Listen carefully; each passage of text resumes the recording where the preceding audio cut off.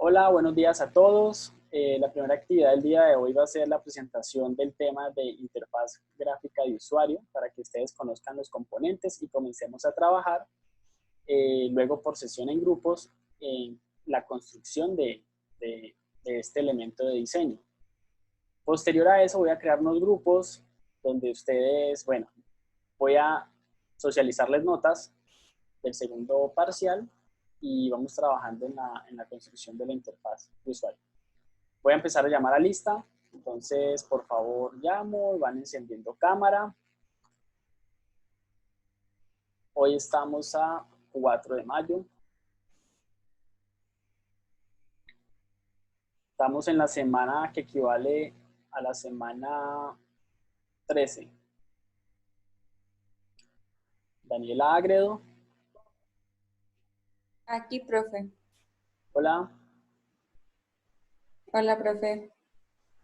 Está lista para que el tiempo. Natalia Arboleda.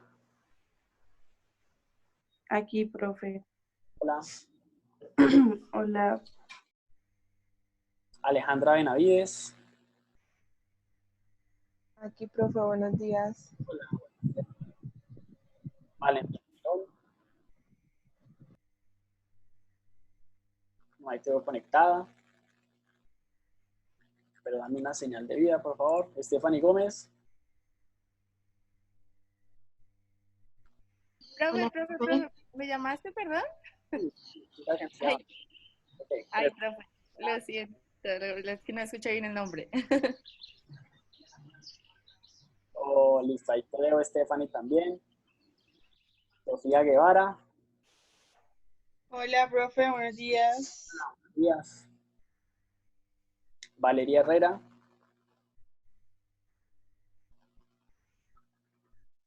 Bueno, Valeria no está. Bueno, esperemos si se conecta más rato, por favor. Me informan, ¿no? Amanda. Hola, profe. Hola, ¿qué más? Bien, gracias. Laura Mendoza. Hola, profe, aquí estoy. Hola. Carlos. Hola, profe. Hola, hola. Tatiana. Hola, profe. Hola. María Camila. Hola, profe, buenos días. Hola. Daniela. Tiffin. Hola, profe. Hola. Diego Toro. Presente. Ok. Daniela Úsuga. Hola, profe. Hola. Y... bueno, me falta toda la gente. Laura. Presente, profe. Hola. Valentina Vidal. Hola, profe, buenos días. Hola, buenos días. Y Ángela María Villada. Ángela María. Bueno, les pongo un reto.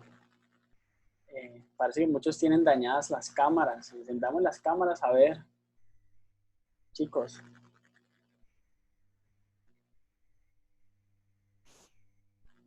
Encendamos las cámaras. Vámonos. Eso.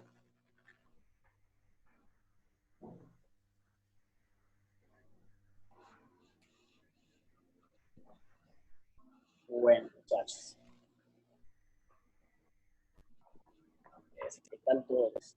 Bueno, espero pues que nada, que todo esté muy bien. Todavía en casa. Listo. Entonces vamos a dar inicio a lo que es el primer tema de clase. Entonces ahora sí voy a apagar incluso mi cámara. Les voy a compartir pantalla.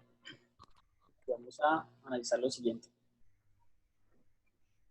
Bueno, voy a estar muy pendiente del chat por si tienen alguna pregunta mientras hablo O si no, responsablemente ustedes pueden intervenir también con el micrófono. Les recomiendo también con la tecla, con la barra espaciadora, o sea, pueden mantener el micrófono cerrado para que no ocurran interferencias.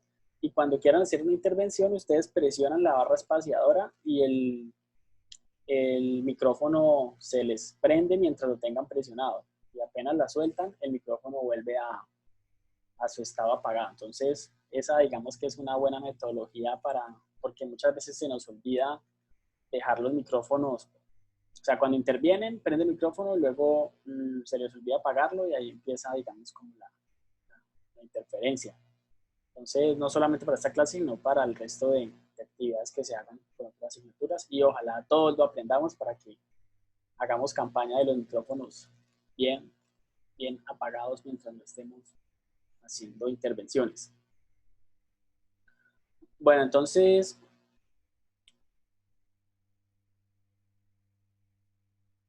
aquí, ok, vamos a compartir pantalla.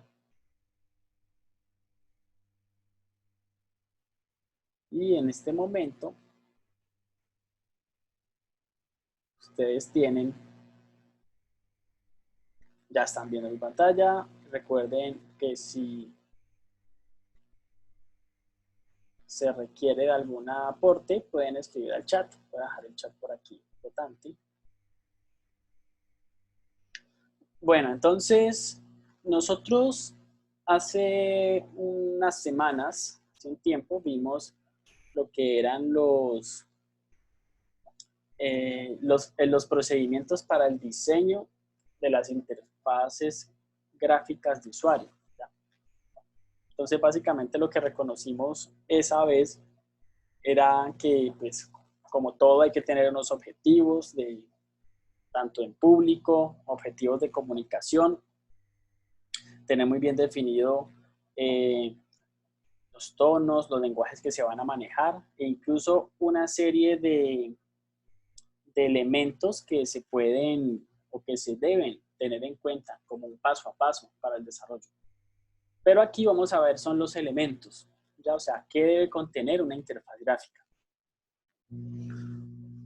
Entonces, una interfaz de inicio, que fue como la gran duda que tuvimos en el parcial, por eso incluso lo quitamos del parcial y solamente nos enfocamos en el storyboard. Y cuando yo digo que diseñamos una interfaz gráfica de usuario, en este caso la interfaz de inicio, estos son los elementos que deben tener. El primer elemento es el fondo, ahí donde está el mouse. Entonces el fondo, pues no está más que decirlo que es lo que está en la parte de atrás de nuestro escenario. El fondo también nos da ambientación. El fondo lo podemos definir con tono, lo podemos definir con color, con textura, con fotografía. Profe, una pregunta. Yo pues tengo una duda ahí y es como que todas las interfaz del proyecto tienen que ir como relacionadas, o sea, todas las interfaces tienen que tener el mismo fondo y los mismos tonos, la misma tipografía y todo.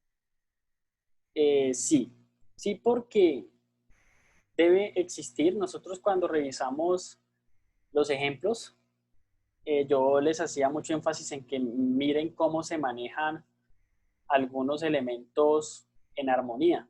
Cuando hay armonía es cuando hay linealidad, o más bien linealidad. Cuando ustedes les hablan del concepto, digamos, de línea gráfica, quiere decir que hay una guía que se debe seguir. Entonces, si bien no es que tenga que ser igual, digamos específicamente en el fondo, no es que todos los fondos tengan que ser iguales, pero sí el estilo. O sea que si el fondo, por ejemplo, es una fotografía, ¿cierto? De un deportista sonriendo o en una situación de emoción, quiere decir que en otro de los escenarios de la interfaz, o en otro de los escenarios de cualquier producto multimedia,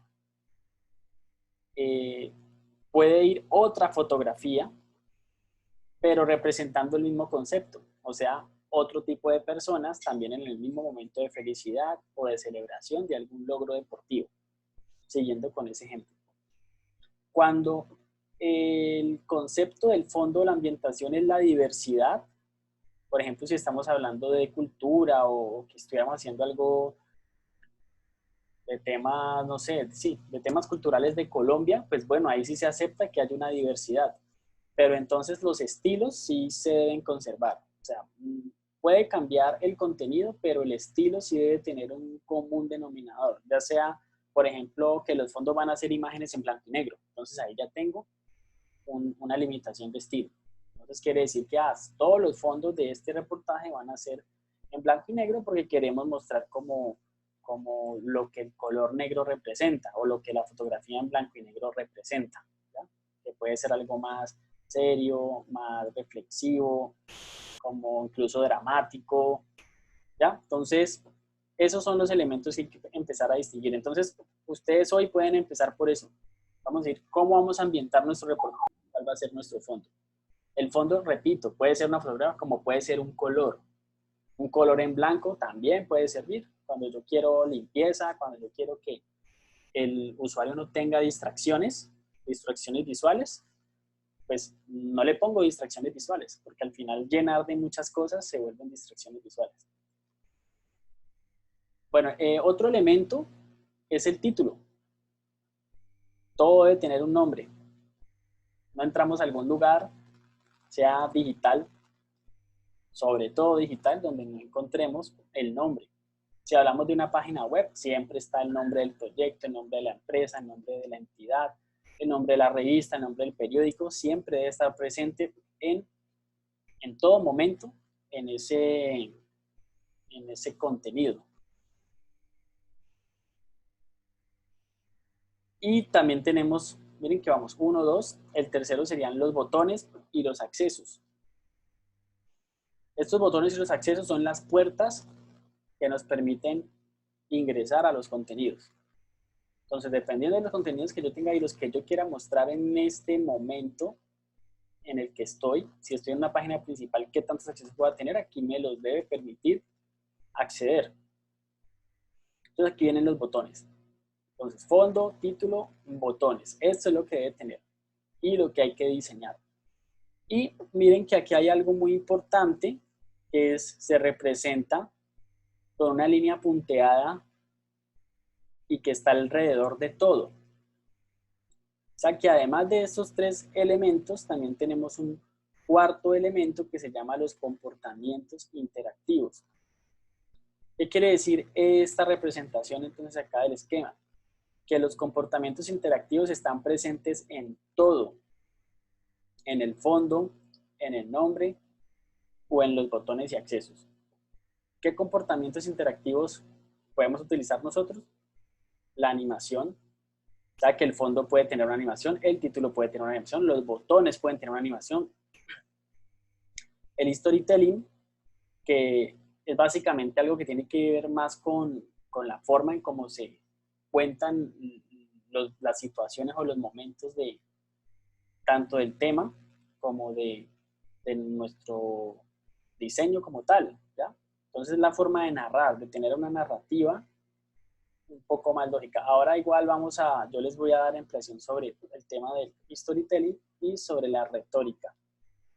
Entonces, el storytelling es la forma de narrar las cosas, de agregar una narración a lo que estamos mostrando. Una forma, digamos, de contar historias.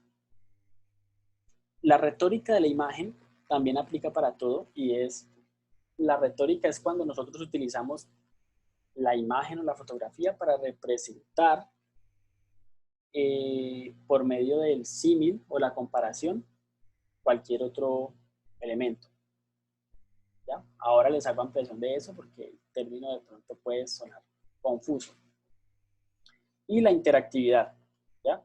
Que la interactividad básicamente son los comportamientos que pueden tener, digamos, los botones, que cuando yo me pare sobre el botón salga algún tipo de ventana informativa o digamos o algún pop-up que le esté informando al usuario qué en qué etapa de su experiencia interactiva se encuentra, entre otros elementos, ¿no? Como por ejemplo la gamificación, ¿no? Gamification, que es también un concepto de los comportamientos interactivos que se le pueden agregar. ¿Ya? O sea que cuando yo puedo implementar incluso una especie de juego, también estoy hablando de interactividad. O sea que yo puedo jugar con estos factores. Pero los principales, en cuanto a su composición, son fondo, título, botones y accesos. Estos son los que enriquecen el contenido, los comportamientos interactivos. Y lo que debe tener una interfaz interna. Para el parcial, me devuelvo acá. O sea, lo que nos hizo falta en el parcial fue que ustedes ya definieran esta interfaz de inicio. O sea, que ya tuvieran seleccionado un fondo, ya tuvieran un título, que pues ya lo tienen, pero hay que desarrollarlo bien, con tipografía, logotipo, lo que sea necesario para darle una identidad al nombre. Y lo mismo los botones, que pueden ser desde formas geométricas, como pueden ser siluetas, fotografías, o cualquier elemento creativo que uno quiera integrar en su proyecto. Y la interfaz interna, miren que tiene los mismos elementos, pero se le adiciona básicamente el contenido, por supuesto, que aquí es donde va pues la información, los videos, las infografías, las animaciones también, todo lo que tenga que ver con lo que ustedes están contando. El nombre siempre presente, el fondo de igual forma. Los botones y accesos, también están los comportamientos interactivos que, repito, se pueden aplicar a cada uno de los elementos. Profe, en esta interfaz interna, pues ya podemos poner la introducción y con los botones ya envía a cada temática, o todavía no. No, ya eso depende de lo que tú dices, ya depende de la propuesta de navegación que tú quieras dar. Ya no necesariamente una introducción. Es que cuando tú dices que de una interfaz de inicio, luego yo paso a una introducción, pues me imagino que esa introducción es general. Si es general, pues tiene que ser tiene que estar entre la mitad entre una pantalla de inicio y una interfaz interna. O digamos que te lo puedo de pronto dejar más claro si piensas en una introducción. ¿Ya? O sea, antes del menú de inicio. Antes del menú de inicio yo puedo colocar una introducción, pero eso todavía no tiene botones hacia las secciones, sino que es simplemente un puente entre. Ven aquí, hago que no quiero que te confundas. Entonces aquí utilicemos uno de estos recursos que tiene el tablero.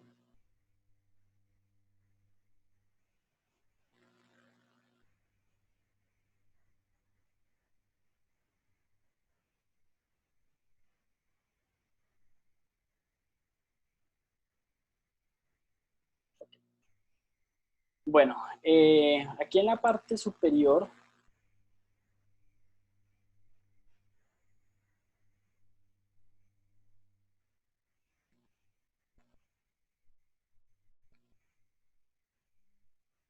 yo puedo tener un intro. No sé si a esto te referías con la introducción, es que por un momento pensé en una introducción como de texto. Pero si hablamos de un intro, que puede ser algo que llame la atención, una animación, una serie de fotografías, un sonido, a veces una narración, puede ser una introducción, ¿ya? Algo que diga con un mensaje muy persuasivo, sobre fondo negro, mostrando una cita de alguien así muy interesante, puede ser un recurso que yo pueda utilizar para captar, para llamar la atención de ese usuario, ¿cierto? Para cautivarlo. Y luego, en mi sistema de navegación, vendría la interfaz de inicio, que es esta que está aquí, donde voy a tener los botones. ¿Ya? La que me va a permitir administrar el resto de de contenidos, ¿ya? Esos 3 botones entonces ya se dividen en 3 secciones y cada una de las secciones pues puede dividirse en las que tenga, ¿ya? Conformando ya una jerarquía de la información y combinando incluso distintos tipos de navegación, ¿ya? Como puede ser algo así. ¿Queda claro? Sí, profe, es claro. Ok, bueno, cualquier duda que tengan, me la preguntan. Pero me dicen que, bueno, alguien está teniendo problemas aquí con, parece que Ángela.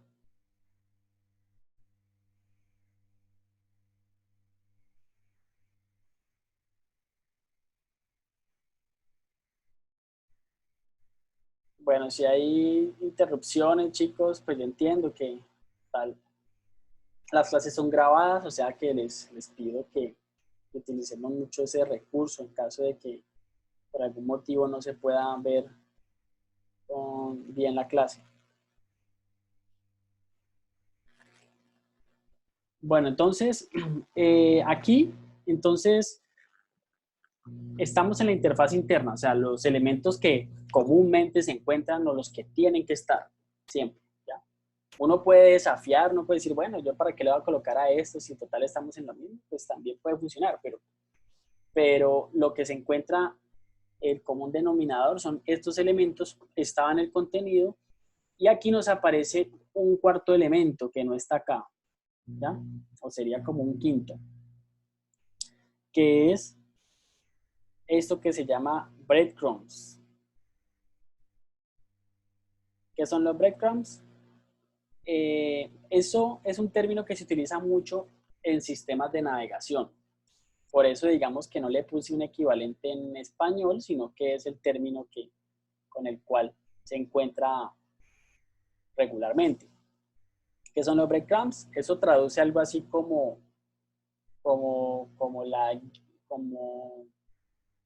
las migajas de pan, ¿ya? Como una especie de...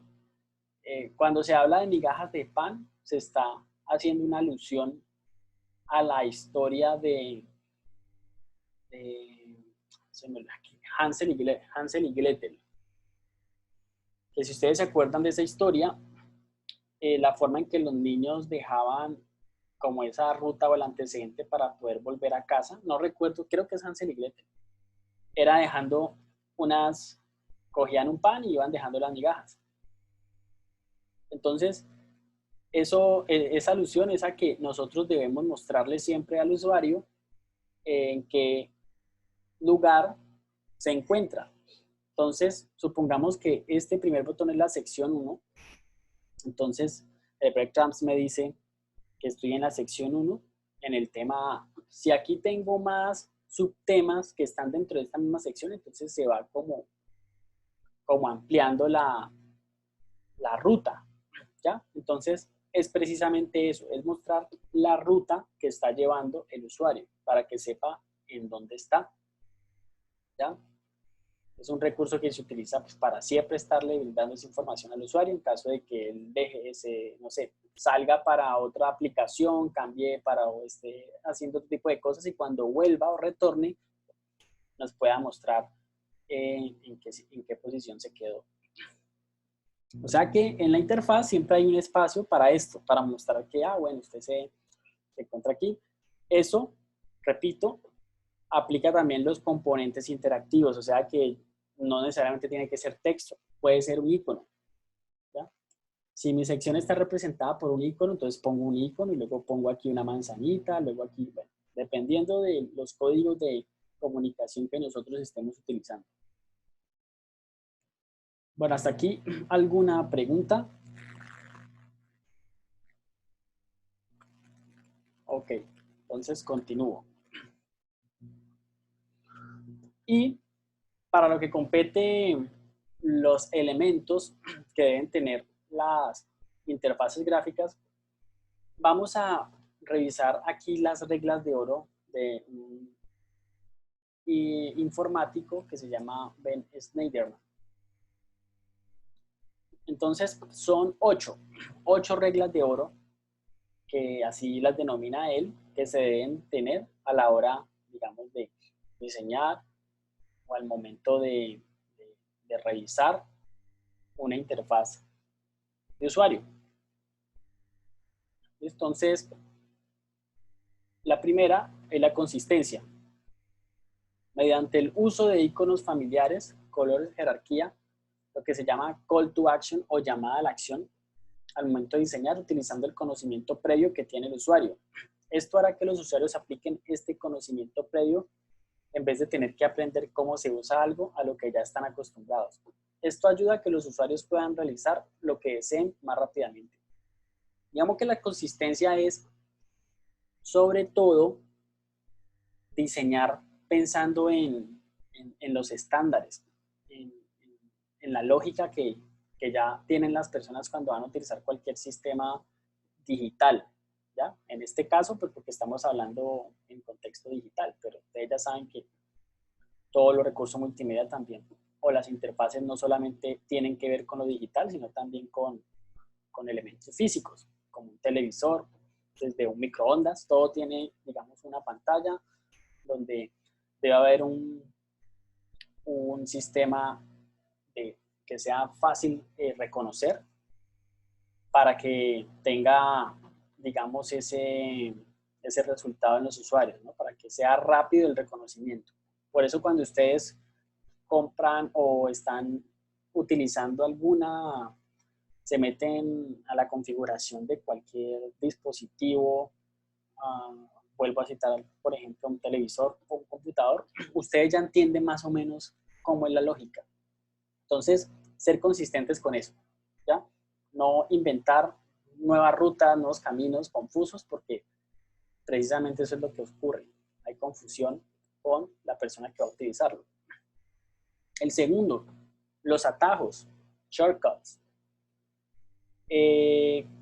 Con el constante uso de un producto o servicio, se demandan formas más rápidas para realizar algunas tareas, como por ejemplo, tanto en PC o en Mac ofrecen atajos del teclado en sus diferentes software para copiar y pegar. Entonces, esa acción de comando C y comando V, eso se considera un shortcut o un atajo, o sea, un atajo rápido para que nosotros podamos hacer ciertas acciones de una forma más rápida. O el que yo les acabo de dar ahora. Cuando abran el micrófono, hunden la barra espaciadora, la dejan de presionar y el micrófono automáticamente se va a apagar. ¿Eso qué nos está ahorrando? Nos está ahorrando tener que ir al micrófono, presionarlo, activarlo, desactivarlo. O sea que ahí tenemos claramente un ejemplo de lo que es un shortcut y está en las interfaces gráficas y en los sistemas digitales.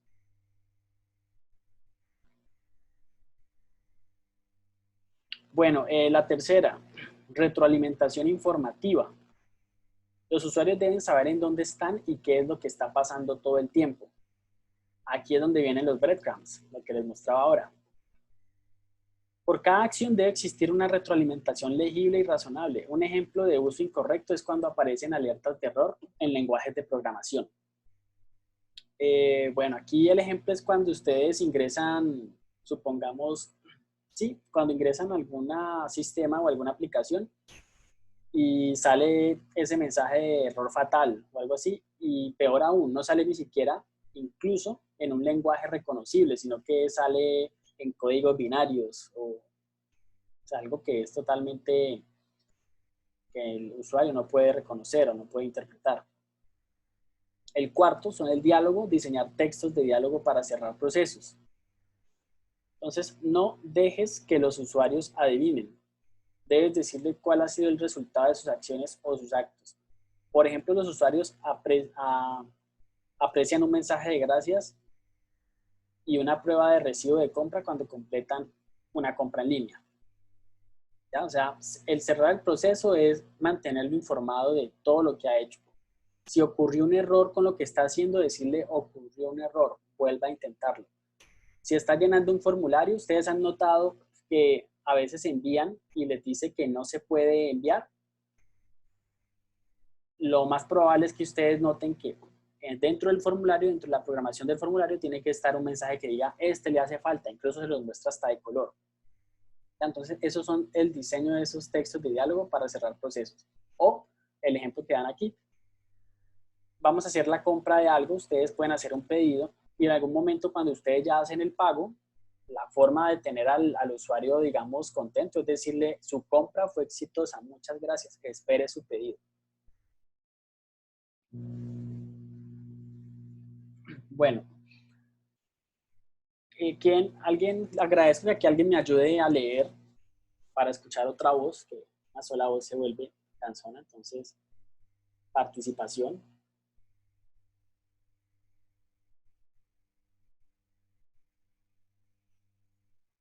Hola. Hola, profe. ¿Ayudan a leer? Manejo de errores. Ofrece una forma sencilla de corregir errores.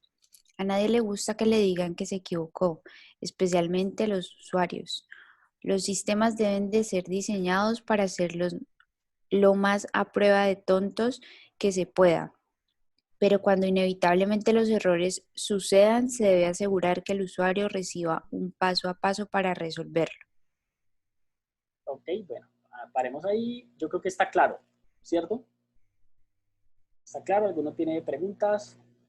Bueno, o sea, cuando dice, miren la palabra a prueba de tontos, es a prueba de cualquier situación que pueda ocurrir.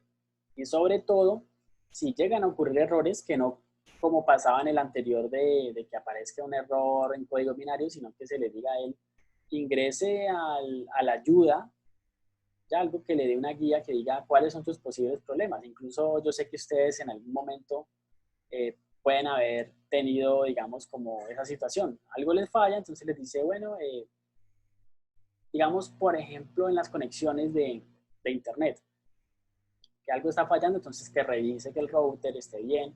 Ese tipo de guías ya se implementan. Listo, Daniela, continúa. 6. Permite la facilidad de regresar sobre sus propios pasos. Se debe ofrecer formas obvias y sencillas de cómo retroceder o revertir sus acciones. Esto debe permitirse en varios puntos, ya sea después de una acción, una captura de datos o una secuencia de acciones. Como el mismo Schneiderman decía, esta función libera ansiedad. Como el usuario se da cuenta que el error puede corregirse, le da el valor para explorar opciones, funciones o características desconocidas. Ok, bueno, entonces también está muy claro, ¿no? Miren aquí la fotografía, el ejemplo, ¿no? Cuando yo puedo regresar a repetir algún proceso. Muchas gracias, Daniela. Y por aquí otra persona que me ayude a leer los últimos 2 puntos. ¿El 7? Sí, desde el 7 y 8, sí. Fomenta la sensación de control.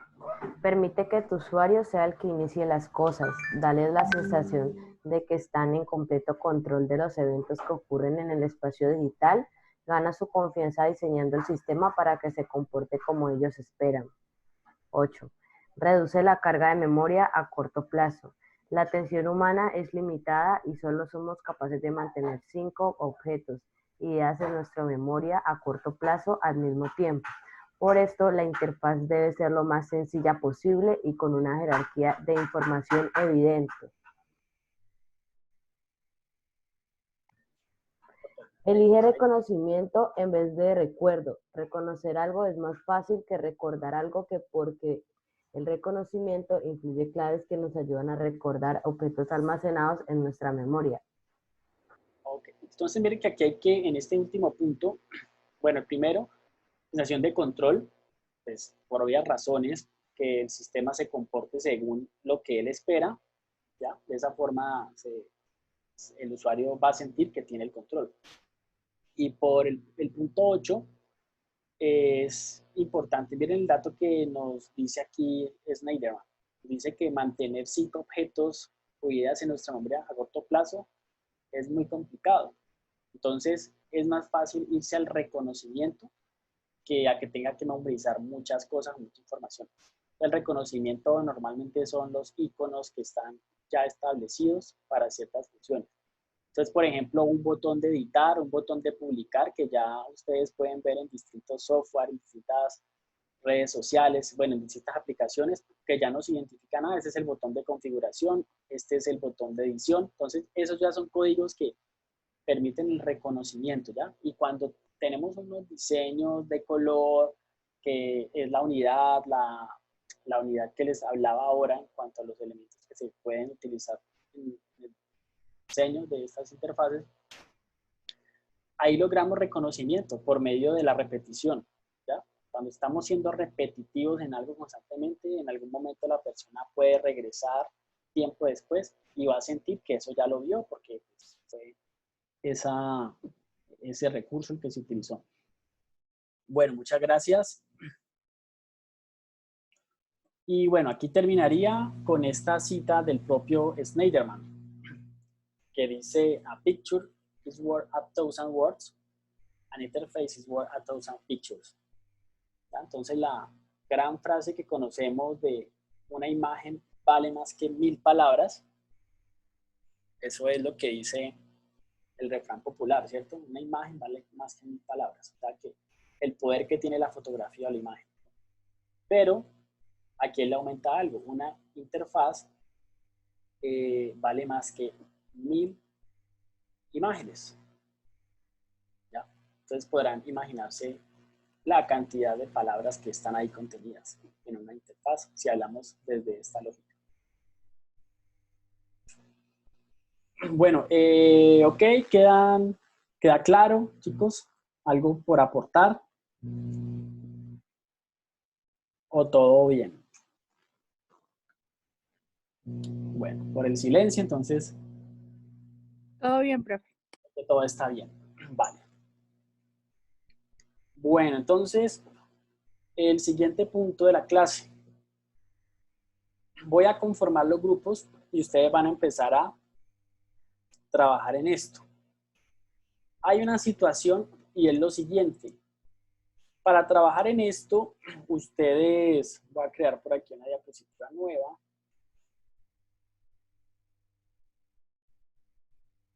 Para trabajar en esto, ya es importante definir una herramienta o un software de trabajo. Recuerden que para desarrollar el proyecto, quienes ahora verifico en la lista, yo creo que ya les hice la pregunta de quiénes eran los, o sea, quiénes no tienen problemas con trabajar con Animate. Si no, pues ahora reviso y las herramientas a utilizar.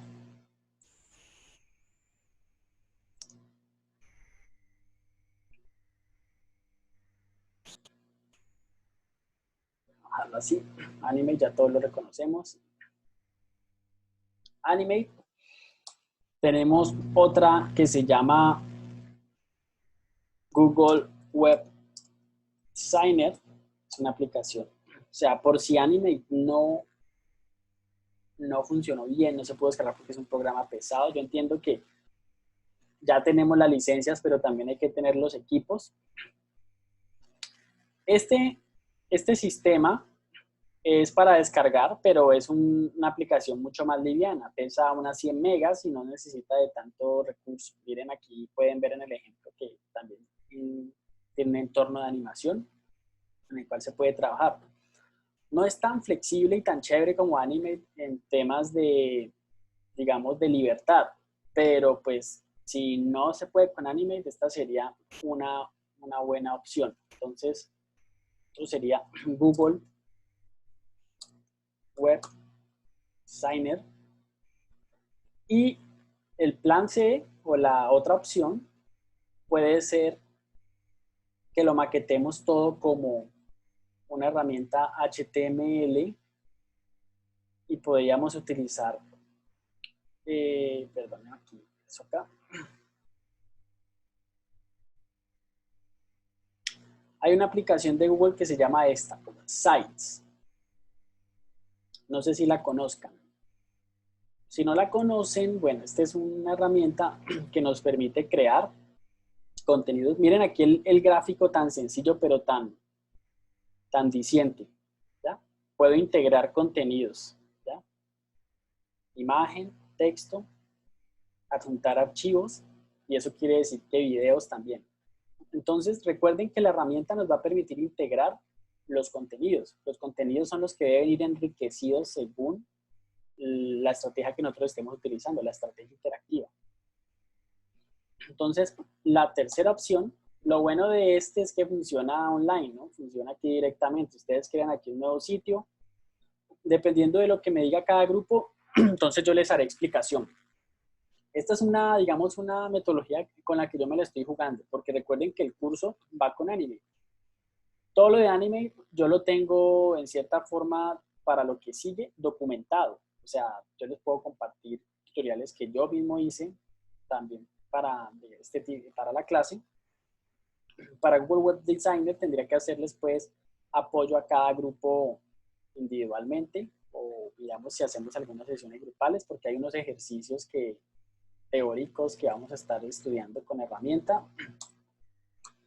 Y la tercera opción sería Google Sites, ¿ya? Que hace parte de las, pongamos los sites de Google Apps. Entonces, hay que definir con cuál de estas herramientas trabajar.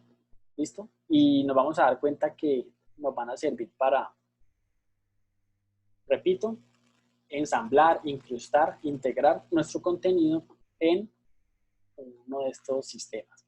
¿Ya?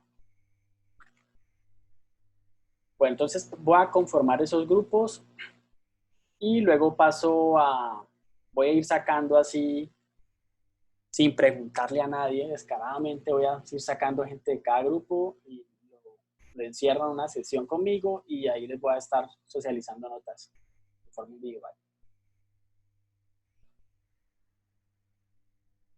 Entonces, bueno, repito, vamos a trabajar en esto. ¿Cómo vamos a definir esto? Si alcanzamos a incluso agregar imágenes y de todo, súper. Quienes ya la tengan claro y tienen Animate, pues pueden ir creando Animate. El tamaño sugerido, voy a colocarlo aquí.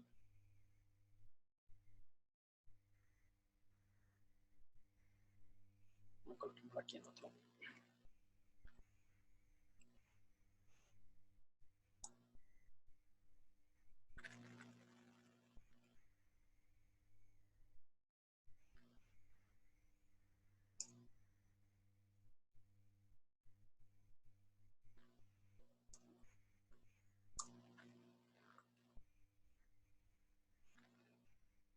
Bueno, voy a colocarlo menos. 1000 por 720 o por 700. O sea, este va a ser el tamaño sugerido para el reportaje en el caso de Anime, en el caso de Google Designer.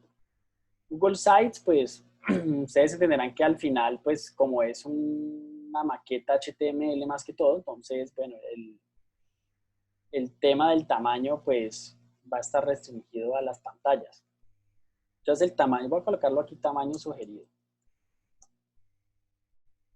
¿Ya? Entonces, en un documento de Animate, crean un documento de 1000 por 700 y van a empezar a integrar los elementos en cuestión.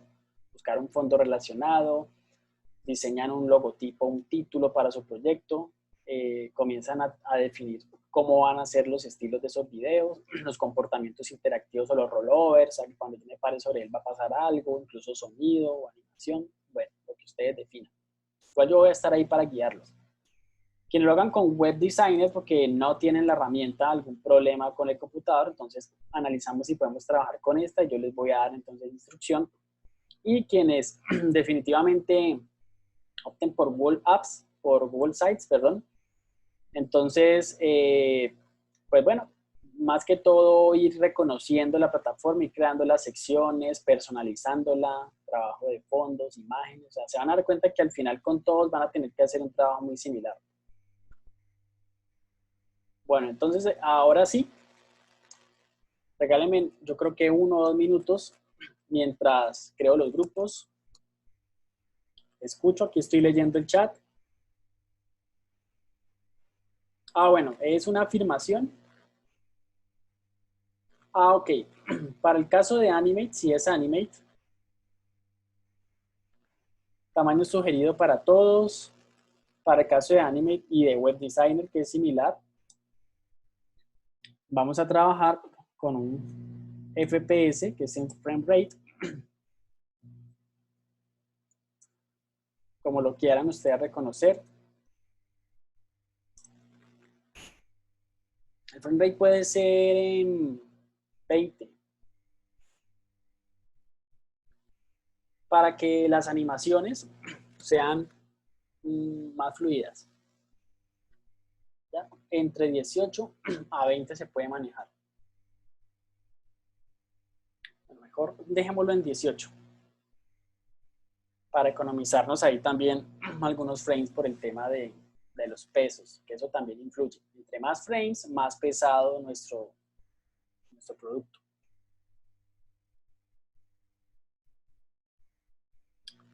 Todo va a ser en HTML. Entonces voy a colocar formato.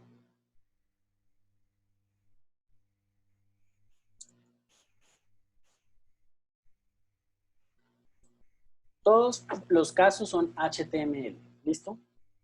En Animate HTML, este solamente trabaja HTML y Google Site, por supuesto, que es un HTML, pero integrado con un Content Management System, ¿ya? Que es el sistema que nos permite administrarlo.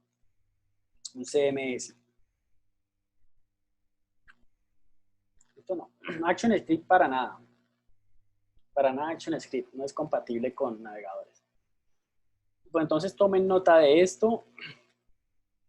Tómenle pantallazo. Voy a tomarle un pantallazo para yo tenerlo aquí también a la mano.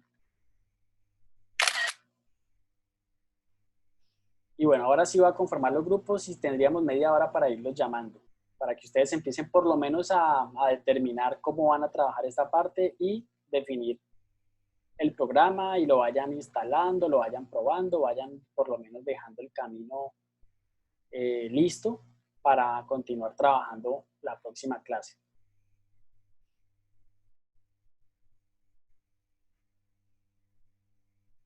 Bueno, entonces voy a conformar los grupos.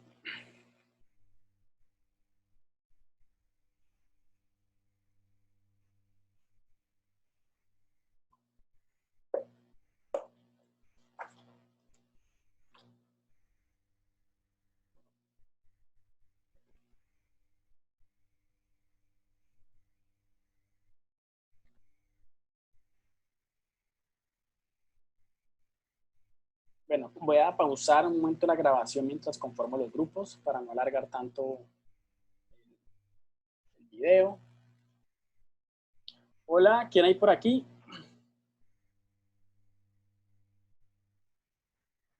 Hola. Hola, buenas. Hola, no te escucho.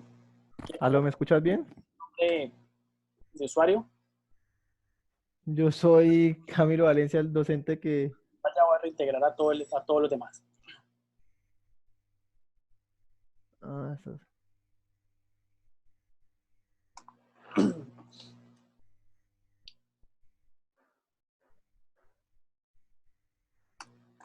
Ok.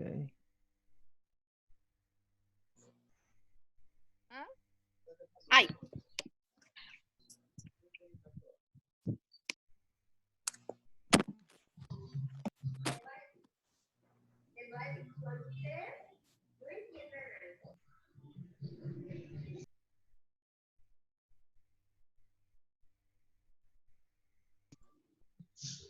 Profe, entonces nos manda las notas al correo. Hola chicos, ¿cómo están? Sí, voy a hacer lo posible, chicos, por enviarles entonces la nota, aunque me interesa mucho es conversar. Iba a preguntar. Solo alcancé a unos cuantos, como a 6 o 7. Sí, 6. Entonces, bueno, ya acabo de sacarlos de los grupos. Pues cerrar lo que es la clase. Entonces, muchachos, lo importante es lo siguiente. que ya ustedes se queden con la tarea de definir lo que yo les decía en cuanto a la herramienta que se va a utilizar. Súper importante eso. Lo segundo, con respecto a las notas, entonces yo les estaré enviando, o si no, chicos, pues la próxima clase, si no se les alcanzo a enviar a todos el correo, entonces la próxima clase arrancaría de la misma forma, ¿ya? Vuelvo a dividir los grupos y termino de llamarlos. Yo creo que me faltarían unos 20 minutos, calculo, para poderles dar la nota a todos. Y el resto del tiempo, entonces ya empezaríamos a trabajar, ¿ok? Entonces yo considero importante, o más bien al contrario, más bien la próxima clase definimos el trabajo para que ustedes queden con todo ese tiempo y vayan avanzando. Recuerden que la apuesta de la clase siempre es que durante el tiempo que dura estemos trabajando en actividades relacionadas con el proyecto. Entonces, ¿qué van a empezar a revisar ustedes también la próxima clase? El cronograma de actividades que me presentaron empezando el segundo corte. Ahí está definido lo que ustedes consideraron. Lógicamente, sé que en ese entonces, bueno, en ese entonces ya estábamos en periodo de aislamiento. Entonces, ahí aparecen unas actividades como, por ejemplo, entrevistas a tal persona, redacción de tales textos. Todo eso hay que empezarlo a programar ya durante las próximas semanas para que ustedes con sus equipos, con sus compañeros, comiencen a avanzar y a trabajar en eso, porque en este corte voy a ser muy preciso en que la evaluación no va a ser ya tanto de los ejercicios, porque ejercicios como tal no van a haber, todos van a estar relacionados son con avances del proyecto. Entonces, semana a semana vamos a ir mostrando avances y eso van a ser las notas adicionales a la nota definitiva. Los avances van a tener un 50% en la nota y el trabajo final un 50%. Así de equilibrado va a ser. O sea que es súper importante yo reconocer el proceso más que el resultado final. La verdad es que el resultado final es importante. Bueno, muchachos, chicas, niños y niñas, entonces, bueno, fue un placer estar nuevamente con ustedes el día de hoy. Espero que tengan un feliz resto de día. Nos vemos el miércoles. ¿Ok? Entonces, prendan cámaras, se despiden. Chao, chao, una señal de vida. Los escucho o los veo. Chao, profe, gracias. Gracias. Chao, Chao, profe. Gracias. Chao, que estén bien, chicos. Gracias.